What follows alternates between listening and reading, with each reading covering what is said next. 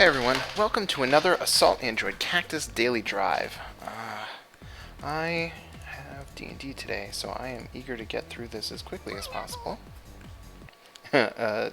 Especially because I have dinner sitting right beside me, and I have intentionally not started it so I could get this out of the way and be efficient with my time. Burn, burn, burn. So, I had mentioned yesterday that I'd be doing plenty more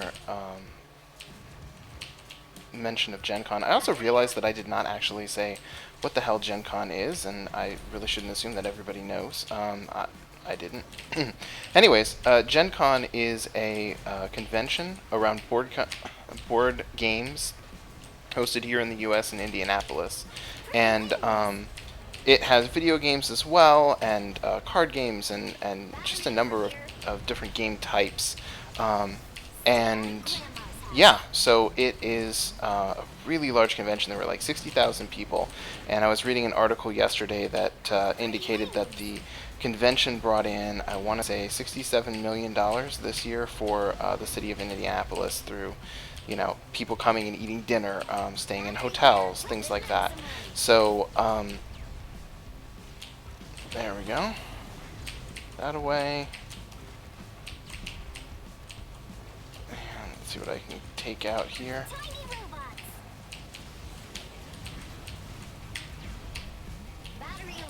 Okay.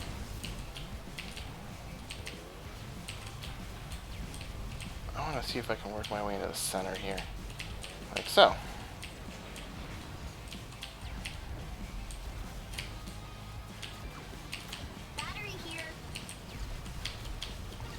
Okay.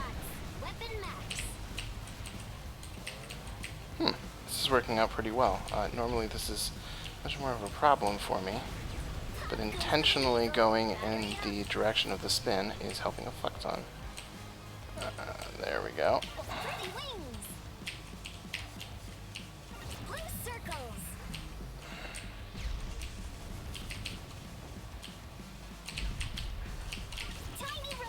So anyways, with Gen Con, I mentioned Card Holly yesterday. They had Win-A-Box, which I mentioned yesterday as well, now that I think about it. They had... Oh, one of the games that I played that I was a big fan of was Council Blackthorn, which is a political game in which you try to become the right hand of the king. And you do so by trying to gain influence with various parts of the kingdom, like the guild, the legion, peasants, things of that nature. And it was one of those games where not only did I enjoy playing it, but like I enjoyed playing it with the people that were at the table so much that I just instantly went and bought it. And I got some cool stuff to go along with it, including extra characters and a special piece for turn indicators. So yeah, that was a really good one. I also particularly enjoyed a game called Era of the Ninja, which is a really crunchy game, but it is a bunch of ninjas trying to behead other warlords or supernatural creatures. And there's a whole bunch of cards that you use to sort of keep track of how your ninja is equipped, what skills they have. And there's an influence system in the game that allows you to spend influence like a currency to purchase either other weapons or, you know, things of that nature. And I got particularly lucky because I was handed a blowgun, which allows me to attack from stealth, because ninjas are inherently stealthy, and so are blowguns. And I also got a multi-attack for ranged weapons, and a poison that says if I wound something, it dies. They don't get a second chance. So everything that I got in the game just kept adding to that synergy, and it was really cool. And it was funny because the guy that was responsible for designing the game had, you know what, now's a great time for a whole bunch of fucking missiles. Let's try that out. Looks like I was correct. Let's add some more.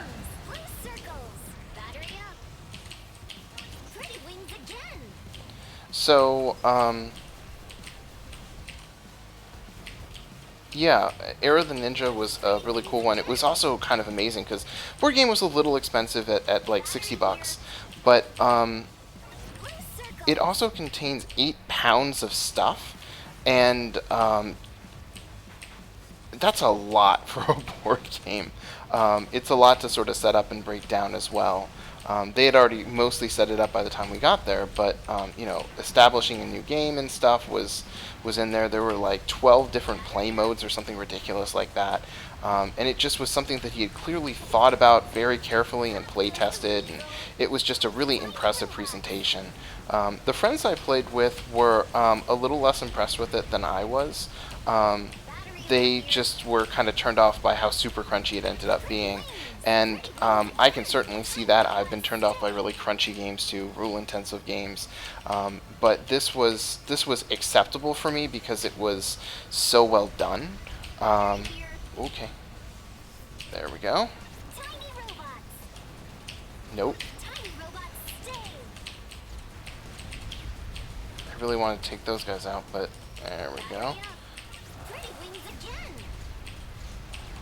Come on. It looks like the missiles went off, despite the animation not completing, which is frustrating. But they have to launch at some point.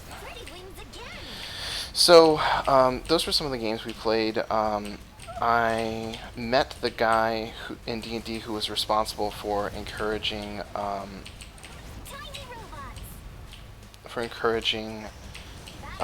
them to publish a piece in there about maybe you should consider making a bi gay or trans character when you were, creating your characters, and that was something really cool to see. I mean, we did it ourselves, but just the idea that it was part of the world and included, and it's even been a part of some of the material that they put out. So I got him to sign the PHB, and that was awesome. The cosplay was not some of the best I've seen. No insult to anyone who did the cosplay, but in some events they have there are some people that professionally do cosplay, and none of those people were present. So it was all. I just got 4th place? What the hell? That is really good. No deaths, 417 chain, which is not quite half of that, but still damn good. Actually, I think it's slightly more than half. Yeah, it is slightly more than half. And a great stage clear time. Huh. Well, this was all around awesome. I'll have to talk about Gen Con more. I think I've mostly covered it, but if there's anything I'm forgetting, I'll bring it up tomorrow. For now, thank you so much for watching, and I will see you tomorrow with another Assault Android Cactus Daily Drive.